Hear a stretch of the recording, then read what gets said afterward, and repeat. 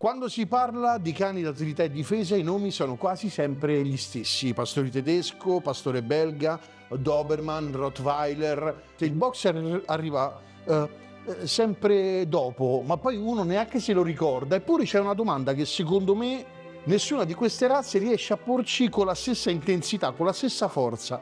Fin dove può spingersi la selezione senza perdere la funzione? E questa è la domanda che accompagnerà tutto il documentario. Non cercheremo di stabilire quale sia il cane migliore, sarebbe un'inutile perdita di tempo.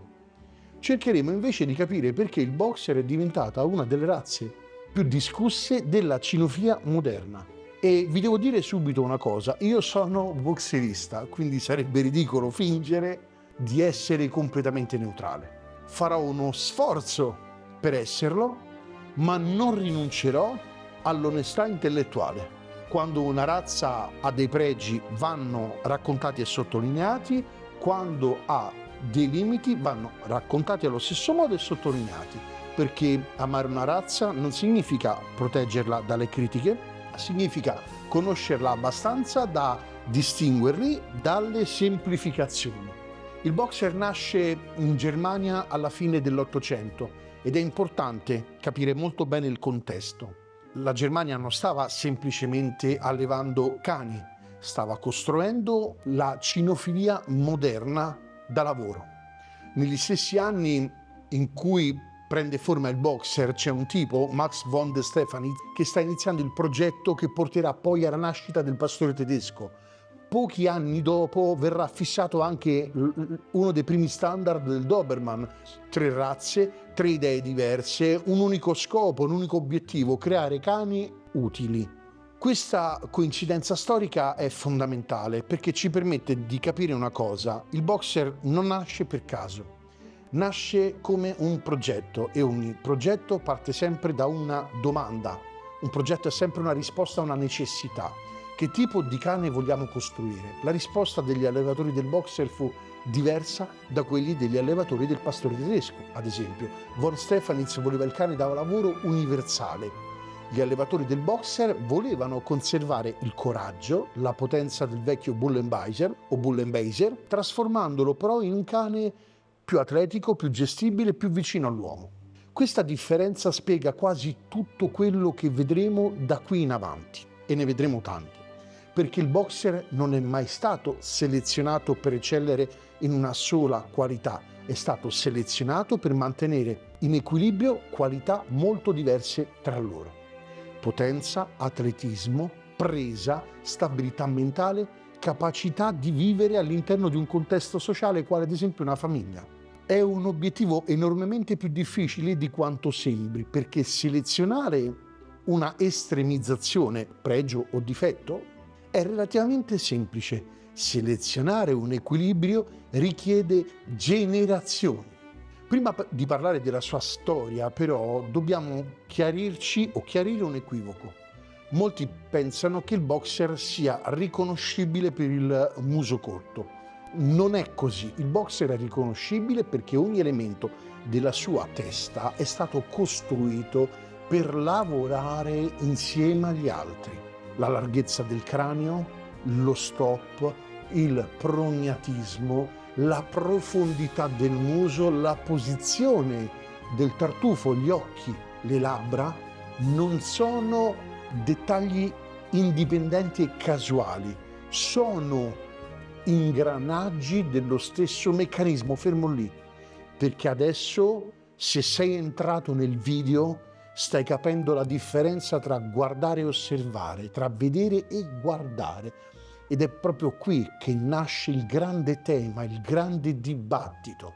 Per alcuni quella testa rappresenta uno dei punti più alti raggiunti dalla selezione cinofila. Io sono tra quelli, voi sapete, ne parlo spesso. Per quanto mi riguarda ci sono dei cani che in natura sono dei punti difficilissimi da arrivare. Per altri, e ce ne sono tanti, quando il confronto è legittimo, educato, va benissimo sempre. Per altri la dimostrazione è che ogni selezione, quando rincorre troppo la tipicità, rischia di avvicinarsi all'eccesso.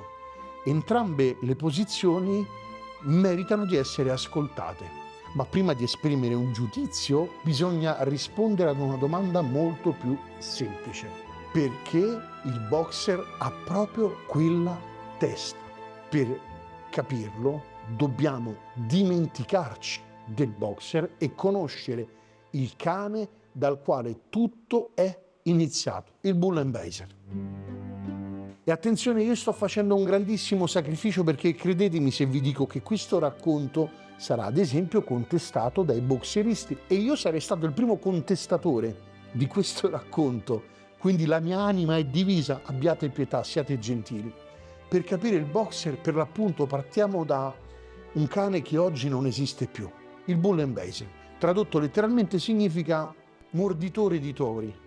È un nome che trae in inganno. Il suo lavoro non era combattere per spettacolo, era un cane da presa impiegato nella caccia ai grandi ungulati e successivamente un cane utilizzato dai macellai, che tante volte tornano, e commercianti per controllare animali difficili e proteggere merci e denaro durante gli spostamenti. Molte volte sentirete nominare in quella Germania e su questo canale torna spesso la professione dei macellai, non perché sia un vizio di famiglia, ma perché ha sancito la differenza tra la povertà e la ricchezza in quel momento storico. E quindi è stato ad un certo punto un lavoro molto importante che aveva bisogno, necessitava di una funzione di protezione. Ecco perché molte volte ricorre in questi video. Vado avanti, era un dettaglio. Questo dettaglio però cambia completamente il modo di leggere il boxer, perché un cane che deve trattenere è diverso da un cane che deve inseguire. Un segugio deve trovare, un border collie deve controllare il movimento, il Bull Basel doveva afferrare un animale molto più forte di lui e continuare a trattenerlo mentre questo cercava di liberarsi, dimenandosi. Per svolgere un lavoro simile servivano almeno 3 qualità che vengono subito fissate nei foglietti: una presa eccezionale, un'enorme resistenza fisica e soprattutto una stabilità mentale fuori dal comune. Questi sono i punti di riferimento. Un cane impulsivo avrebbe mollato, un cane pauroso non avrebbe neanche tentato. E da qui nasce una parte fondamentale del carattere del boxer. Con la diffusione delle armi da fuoco, quel tipo di caccia perse progressivamente importanza. Il Bull Basel rischiava di scomparire. Gli allevatori tedeschi presero allora una decisione che avrebbe cambiato la storia della cinofilia. Non cercarono di conservare il cane, cercarono di conservare le sue qualità. Fu il piccolo Bull Basel del Brabante a diventare la base del nuovo progetto.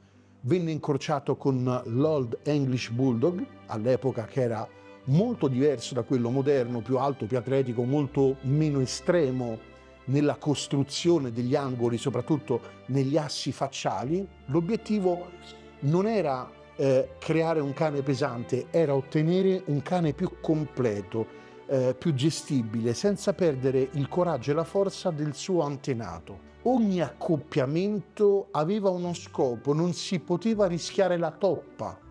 Nel 1895 nasce così Floki. Per chi ama il boxer, questo nome, io sono uno di quelli, dovrebbe avere lo stesso valore che Horand von Graf ha per il pastore tedesco. Io lo so solo scrivere. Floki è spesso indicato come uno dei primi boxer, probabilmente il primo nella narrativa. È tra i primi soggetti registrati nelle ricostruzioni storiche della razza stessa. Non era sicuramente il boxer perfetto, nessun capostipite può esserlo e può determinarlo, ma rappresenta il momento in cui un'idea diventa una razza. Nello stesso periodo nasce anche il primo boxer club di Monaco. Siamo in Germania, quindi non è un club, è un club, boxer club di Monaco. Da quel momento il boxer smette di evolversi in modo casuale e ogni scelta viene guidata da uno standard. Ed è importante capire una cosa: uno standard non dice soltanto com'è una razza, dice come non deve diventare. Serve a impedire che generazioni dopo e generazione dopo generazione perda la propria identità. Ed eccoci alla testa. Eravamo rimasti alla testa. Molti la definiscono semplicemente brachicefala. È vero, ma non basta, perché la brachicefalia da sola non spiega il boxer. Lo standard chiede una testa nella quale il muso sia circa un terzo della lunghezza complessiva, con un rapporto armonico di circa 1,2 tra muso e cranio. Il cranio deve essere asciutto, lo stop netto, il muso largo e profondo. La mandibola inferiore è leggermente più lunga di quella superiore, leggermente più lunga di quella superiore. Il tartufo ampio, con narici ben aperte, gli occhi scuri mai sporgenti.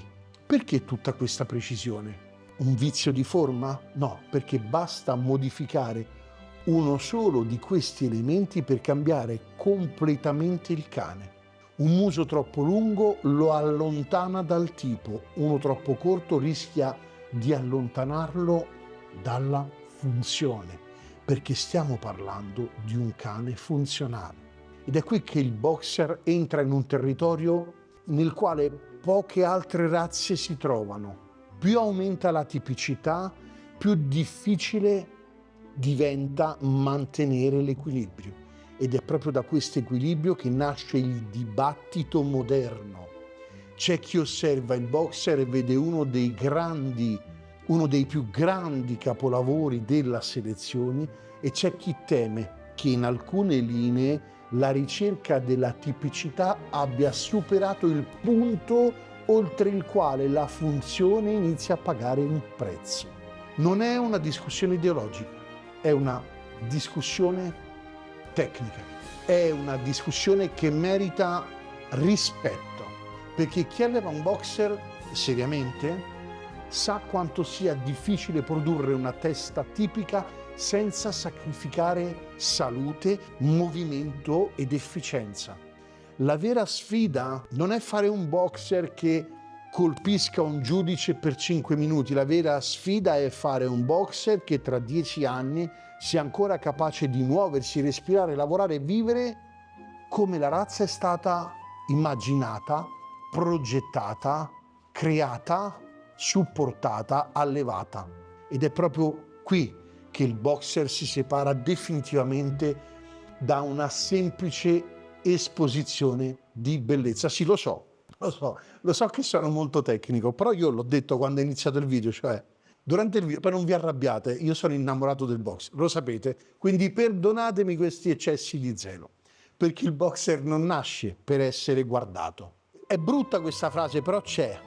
Nasce per essere usato e nel Novecento dimostrerà di saperlo fare molto meglio di quanto oggi molti ricordino. Oggi, se pensiamo ai reparti di polizia o alle unità militari, ci vengono in mente quasi automaticamente il pastore tedesco o il belga Malinois. È normale, da decenni sono loro l'immagine del cane operativo. Ma all'inizio del Novecento il panorama era ben diverso. Il boxer era considerato uno dei migliori cani da utilità disponibili. In Germania è citato anche in contesti militari durante la Prima Guerra Mondiale, con impieghi come cane portaordini, da collegamento in trincea, da sentinella e come supporto logistico. Successivamente trovò spazio anche nella polizia e nei servizi civili. Di tanto in tanto ancora e da qualche parte si trova, ma è una rarità. Perché proprio il boxer? Perché possedeva qualità che all'epoca erano rarissime nello stesso cane. Era abbastanza potente da affrontare una situazione difficile, abbastanza agile da muoversi con rapidità, abbastanza intelligente da essere addestrato. Qui mi verrebbe da dire abbastanza docile, ma usiamo la parola intelligente. E abbastanza stabile da lavorare in mezzo al caos. Questa parola torna continuamente, stabilità, perché è probabilmente la qualità meno spettacolare, meno instagrammabile, meno vendibile, ma è anche la più importante in cinofilia e per il boxer. Un cane da utilità non viene giudicato quando va tutto bene, viene giudicato quando va tutto storto. Rumore, confusione, gli ordini vanno in malora, cascano le bombe, odori, stress, panico. È lì che emerge il carattere. E questo lo troveremo molto nei racconti e nelle letture della prima e nella seconda guerra mondiale. Il boxer era stato selezionato proprio per questo, non per reagire di impulso. E queste caratteristiche le ha mantenute. È una differenza enorme, perché il coraggio senza autocontrollo diventa una parola diversa, temerarietà. La forza senza equilibrio diventa un problema. La vera utilità nasce quando tutte queste cose convivono all'interno dello stesso cane. Ed è qui che il boxer costruisce la propria reputazione. Allora perché oggi non sono più protagonisti? Questa è probabilmente la domanda più importante del documentario. La risposta più semplice sarebbe dire perché altre razze sono migliori. Secondo me è una risposta sbagliata. La risposta corretta è molto meno spettacolare. È cambiato il tipo di lavoro. Con il passare dei decenni i reparti operativi hanno iniziato a chiedere cani sempre più specializzati. Non più un cane che sappia fare tante cose, un cane che sappia fare una cosa. Poi magari ne parleremo. Ci sono cani specializzati nell'invio in avanti, no? Perché distraggono l'ipotetico malvivente nel momento in cui il malvivente si distrae, perché magari è di una religione che ha repulsione con il cane, lo sniper può colpire. È successo, so che vi sto raccontando qualcosa che vi ha fatto immaginare di cosa stia parlando. Insomma, interventi continui, sessioni di addestramento molto lunghe, recupero rapidissimo, velocità di esecuzione, disponibilità quasi inesauribile al lavoro. In questo nuovo scenario il pastore tedesco e successivamente il Malin hanno dimostrato caratteristiche particolarmente adatte, non perché il boxer fosse diventato improvvisamente un cattivo cane, ma perché il lavoro chiedeva una tipologia di atletismo diverso. Parliamo di atleti, ma un atleta diverso. Ed è qui che il confronto con il Malin diventa interessante. Molti pensano che il Malin abbia semplicemente più carattere. No, non è così. Ha una selezione diversa. Negli ultimi 40 anni la cinofilia da lavoro ha privilegiato soggetti con un drive elevatissimo, una velocità di risposta impressionante e una disponibilità ed un'abnegazione quasi inesauribile all'addestramento. È una scelta tecnica. Ha prodotto risultati incredibili, ma ha anche creato cani che nelle mani sbagliate possono diventare molto impegnativi o riempire i canili. I canili non sono pieni di boxer. Il boxer ha seguito una strada opposta. Ha continuato a conservare una forte vocazione familiare. Secondo me è anche uno dei più grandi campioni del mondo da divano che abbia mai conosciuto, ma questa è un'altra storia. Questo per qualcuno significa essere meno performante. Per me significa rappresentare un'altra filosofia di selezione, ed è qui che bisogna fare attenzione, perché spesso confrontiamo boxer e Malin come se fossero stati progettati per vincere la stessa gara. Non è così. Lo stesso vale per il pastore tedesco. Stefanitz ripeteva che il vero criterio della bellezza fosse l'utilità. È una frase che ha segnato tutta la storia della razza. Il pastore tedesco nasce per fare quasi tutto: conduzione, guardia, difesa, ricerca, soccorso, servizio, versatilità. Il boxer nasce con un progetto differente, non vuole essere universale, vuole essere affidabile. È una sfumatura, ma cambia completamente il risultato, perché un cane può imparare moltissime cose. La domanda è un'altra: come le affronta? Il boxer le affronta con una caratteristica che ritroveremo continuamente parlando del suo carattere: la relazione. Lavora con il conduttore, non soltanto per il conduttore. Questo, secondo me, ha segnato un passo incredibile. È uno di quei cani che tu non puoi lavorare e poi dare ad un conduttore, non può lavorarlo l'addestratore e poi lo manda al conduttore. No, no, lo deve lavorare il conduttore. E per quanto riguarda il mondo dell'ordine pubblico, degli eserciti, dei contractor, non funziona così. Si lavora un cane, si vende il cane all'agenzia che lo trasferisce al conduttore. Col boxer non puoi farlo, perché il boxer lavora per il conduttore ed è proprio questo che lo rende diverso da quasi tutti gli altri grandi cani da utilità, cioè per tutti il rapporto è un quid in più, per lui è fondamentale. C'è però una cosa che nessun reparto operativo può misurare: che cosa succede quando il lavoro finisce. È qui che il boxer sorprende, perché il cane che pochi minuti prima affrontava un esercizio di difesa, ma proprio può diventare il cane che cerca il contatto con il bambino che gioca con la famiglia e che sembra quasi dimenticare il lavoro appena svolto. Ora, io non ho la capacità di trasferire questa informazione, perché le parole ci sono, le hanno inventate, potrei dire equilibrio, e lo dirò, equilibrio è equilibrio, ma non riesce esattamente a spiegare la capacità che ha il boxer di passare da una cosa all'altra, ed è probabilmente il risultato selettivo più difficile da ottenere.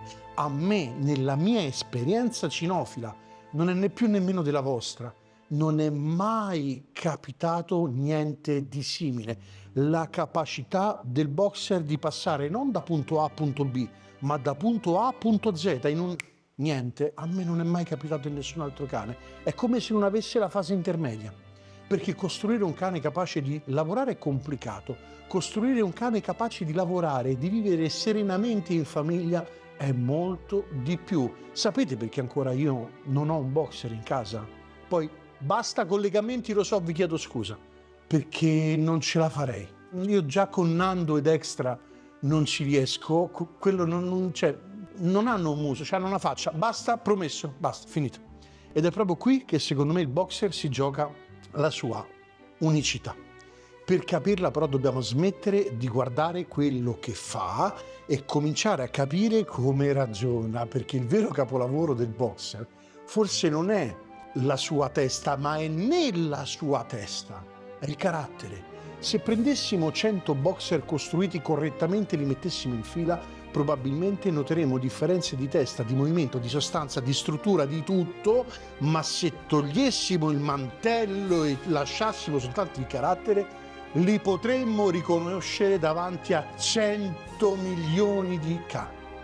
Perché il vero patrimonio genetico del boxer non è soltanto la morfologia, è il temperamento. Ed è qui che secondo me gli allevatori migliori, attenzione, quando parlo di allevatori in tutte le razze, parlo sempre di chi non disconosce la serietà di questo lavoro, e ci mancherebbe, accidenti, hanno il compito e hanno compiuto il lavoro più difficile di tutti. Una testa si seleziona in qualche generazione, un carattere per essere fissato richiede decenni. I primi boxer non erano i cani che conosciamo oggi, ma attenzione, faccio un riferimento che poi non mi verrebbe dopo. Sono continue interruzioni mie, ma devo farle, voglio farvele, voglio dirvele. Il boxer ha questa caratteristica, così come il Terranova ha la caratteristica di nuotare. Non glielo devi insegnare. Così come il Labrador di buttarsi nell'acqua. Lo sanno fare. È stato fissato negli anni. Chi legge documenti di fine Ottocento trova descrizioni di soggetti molto, molto, molto più duri, più diffidenti e meno disponibili al rapporto continuo con l'uomo. Era normale. Portavano ancora dentro una parte importante dell'eredità del Bull and Baser. La svolta arriva grazie al lavoro di alcuni grandi allevatori tedeschi, tra i quali una figura che merita di essere ricordata più di tutte, Stockman. Credo si dica proprio Stockman. Quando si racconta la storia del boxer si parla quasi sempre dei cani, secondo me si parla troppo poco delle persone. Stockman dedicò la vita alla razza, piaccia o meno, attraversò 2 guerre mondiali, vide la Germania cambiare completamente e riuscì comunque a conservare, a preservare, a sviluppare le linee di sangue che ancora oggi compaiono nei pedigree di boxer di tutto il mondo. Non selezionò soltanto i cani belli, io mi sto rinnamorando, io non lo dovevo fare questo video. Selezionò boxer affidabili ed è una differenza enorme, perché un cane da utilità può permettersi qualche imperfezione estetica, non può permettersi un carattere instabile. C'è una parola che descrive il boxer meglio di tutte ed è l'autocontrollo. È una qualità che oggi viene raccontata molto meno del drive, del trip, chiamatelo come volete. Eppure secondo me è infinitamente più importante. Un cane con moltissimo drive, quando io parlo di drive sintetizziamo in energia. Quando un cane con moltissimo drive ma poco autocontrollo può diventare ingestibile.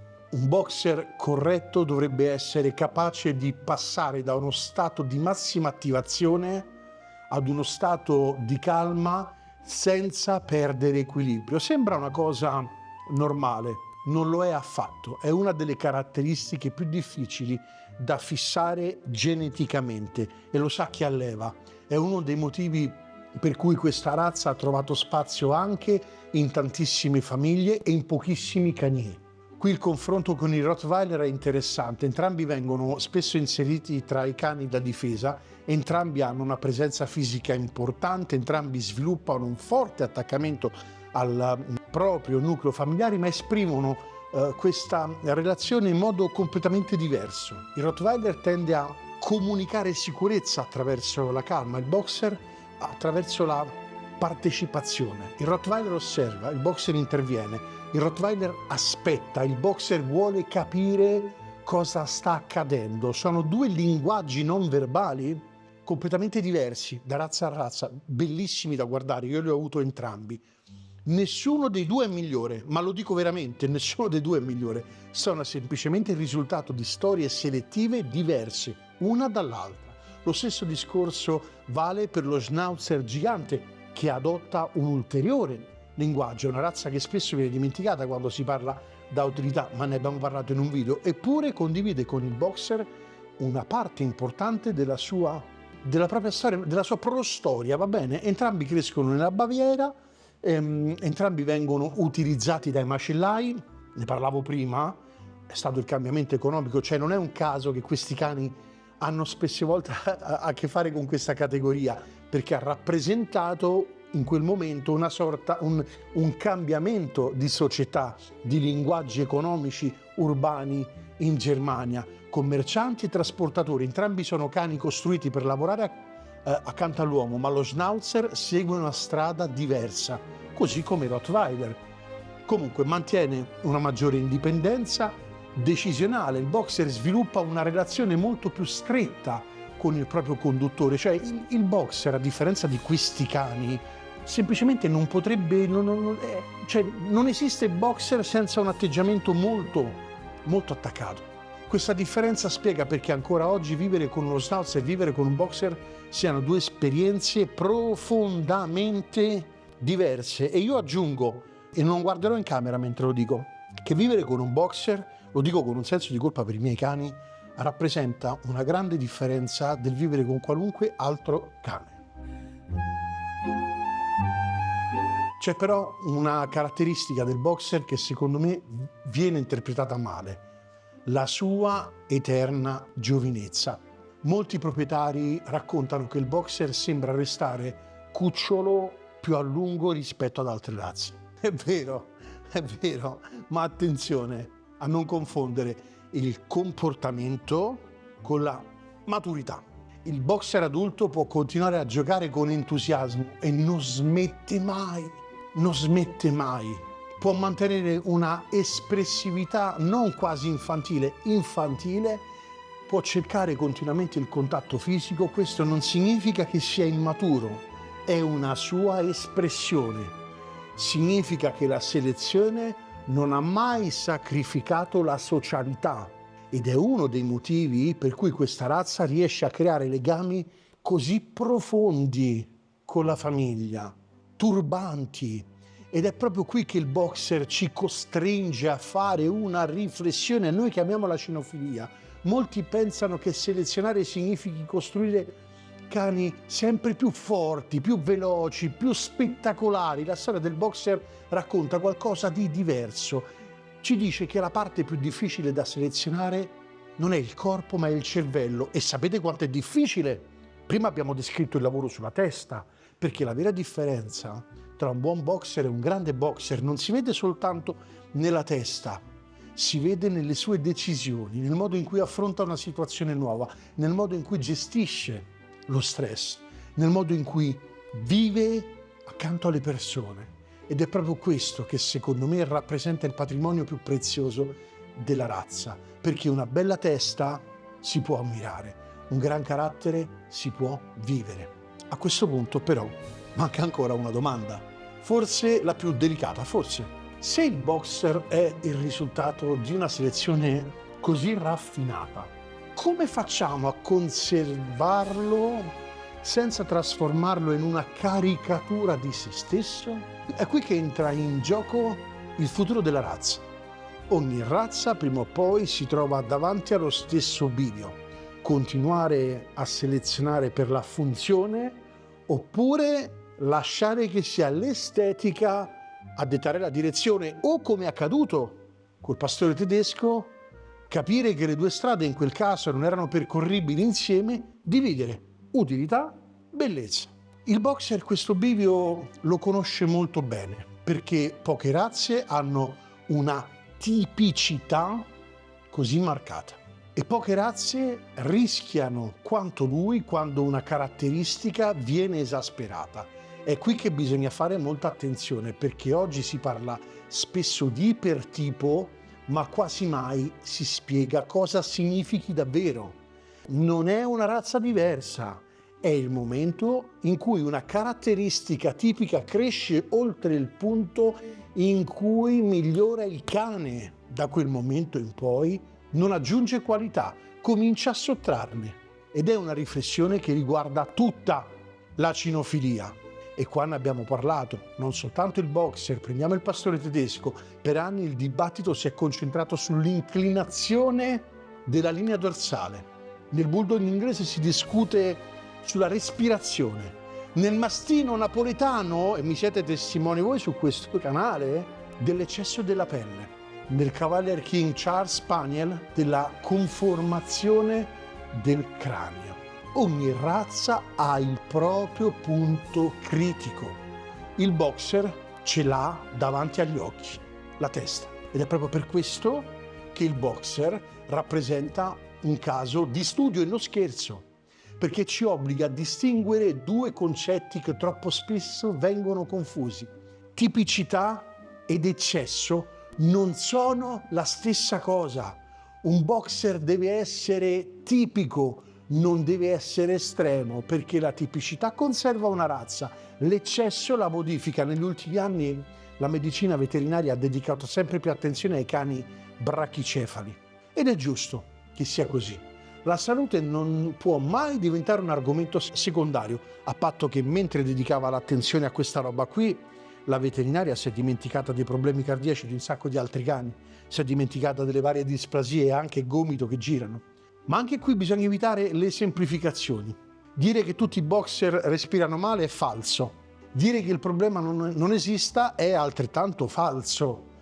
Esistono soggetti costruiti magnificamente, atletici, funzionali, capaci di svolgere una vita attiva senza difficoltà, ed esistono soggetti nei quali alcune caratteristiche sono state spinte troppo oltre. Ed è proprio questa la ragione per cui la selezione responsabile diventa fondamentale, perché il futuro della razza non dipende da uno slogan, dipende dalle scelte che vengono fatte cucciolata dopo cucciolata.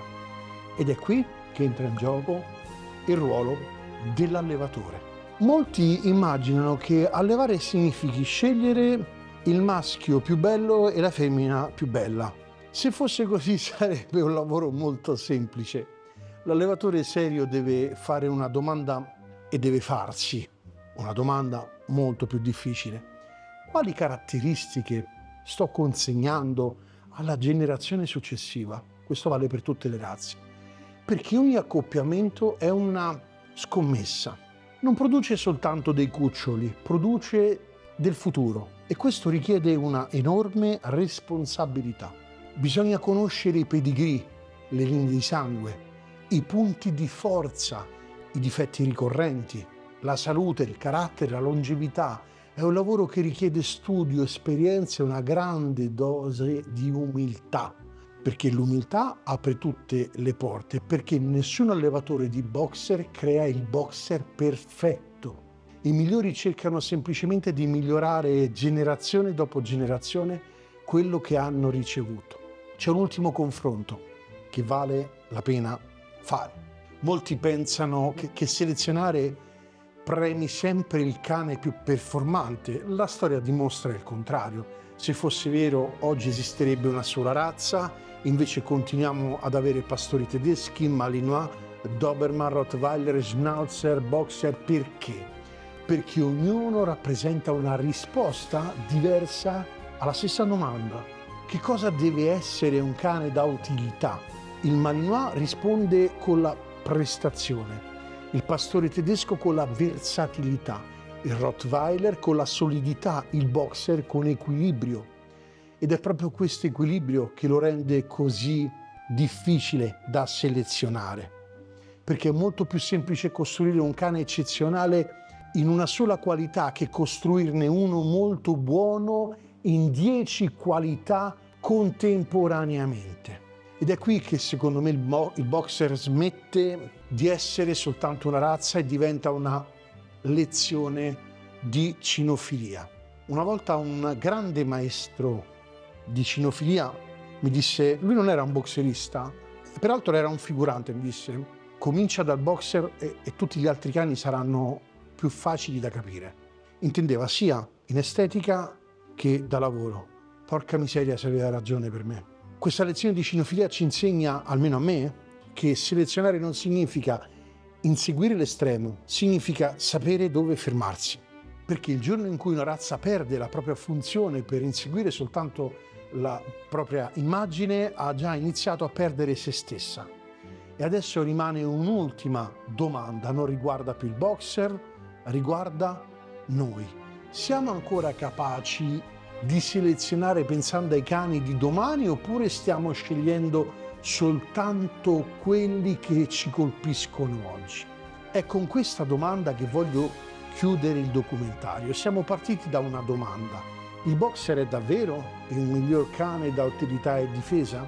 Dopo tutto quello che abbiamo visto, credo che la risposta sia molto semplice. No, ma il punto è che questa era, come spesso accade, la domanda sbagliata, perché nessun grande allevatore ha mai cercato di costruire il cane migliore del mondo. Ha cercato di costruire il cane migliore per uno scopo preciso. Ed è in questo principio sul quale si regge tutta la cinofilia.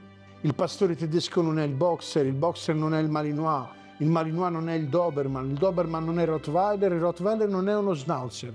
Sono risposte diverse alla stessa esigenza, creare un cane capace di lavorare accanto all'uomo in un determinato contesto. Il confronto ha senso solo se ci aiuta a capire le grandissime differenze, non se ci costringe a decretare un vincitore.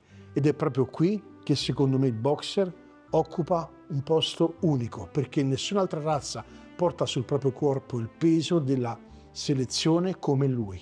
Basta guardare la testa, disincantandosi da quello che noi intendiamo per cane, e muoversi intorno alla cinofilia con curiosità, con la stessa curiosità che avremmo nel guardare un bassotto o un bulldog, provare a guardare la testa di un boxer e dire porca miseria, dentro quella testa ci sono più di 100 anni di scelte, di successi, di errori, di discussioni, di allevatori che hanno cercato di avvicinarsi a un'idea senza perdere di vista la funzione. Ogni boxer racconta quella storia, anche quando non ce ne accorgiamo. C'è una frase di Max Stefanitz, che è diventata uno dei pilastri della cinofilia moderna. L'utilità è il vero criterio della bellezza.